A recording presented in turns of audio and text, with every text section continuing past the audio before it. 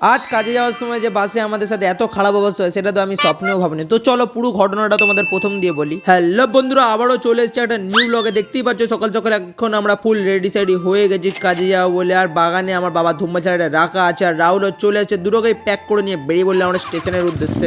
আর সকাল সকাল রাস্তা ধুলো গাছ সেই একটা ফিলিং আছে, মানে আগে আসতো না, এখন দিন দিন চলে এসছে। আর স্টেশনে পৌঁছে দেখি সবে আমাদের ট্রেন ঢুকছে, আর সবাই উড়ে উড়ে ওয়েট করছে, আমিও করছি। তারপর ট্রেনে উড়ে বললাম, আর ট্রেনও হর্ন দিয়ে ছেড়ে দিল। তারপর মাঝরাতে নেমে উঠে পড়েছি বাসে, আর বাসের ভিড়ে ভাইব নিতে নিতে চলে এলাম পুলিশ কোর্ট, মানে আমাদের ডেস্টিনেশন গোপালনগর। এখন নেবে আমরা হেঁটে হেঁটে যাচ্ছি অফিসে। আর অফিসে ঢুকে বসে বললাম ম্যামের ফাইলটাকে নিয়ে, কারণ ম্যামের ছিল 180টা ফর্ম। আর ম্যামের ফুল ফাইলটাই পেনড্রাইভের মধ্যে ফুল ম্যাম রেডি করে এসেছিল, তাই আমার অনেক সুবিধা হচ্ছিল। তাই ঘন্টা তিনেকের মধ্যে পুরো ফাইলটা আমার আপলোড করা কমপ্লিট হয়ে যায়। তারপরে চলে গেলাম আমরা দুপুরে লাঞ্চ করতে। ঝটপট লাঞ্চটা খেয়ে নিয়ে বেরিয়ে পড়লাম আমরা বাড়ির দিকে। মানে তারপরে বেরিয়ে পড়িনি, কারণ আমাদের বেরোতে একটু সময় লাগে, সন্ধ্যা হয়ে যায়, একটা টাইমের ব্যাপার আছে, তো আমরা সন্ধ্যা করেই বেরোই। আর এখন আমরা বাস স্ট্যান্ডে দাঁড়িয়ে ওয়েট করছি বাসের জন্য। আর এই দেখো আমাদের বাস আসছে, আর বাস দিয়ে নেমে ইউসেন বোল্টের মতো দৌড়ে দৌড়ে আমরা ট্রেনটা ধরে নিয়েছিলাম যা হোক করে। তারপরে চলে এলাম এবার আমরা বজবজে। আর এবার যাবো আমরা বাড়ি। আর আজকের ব্লগটা আমরা এখানে শেষ করছি। দেখাবে খুব তাড়াতাড়ি আরো একটা নিউ ব্লগে, ততক্ষণের জন্য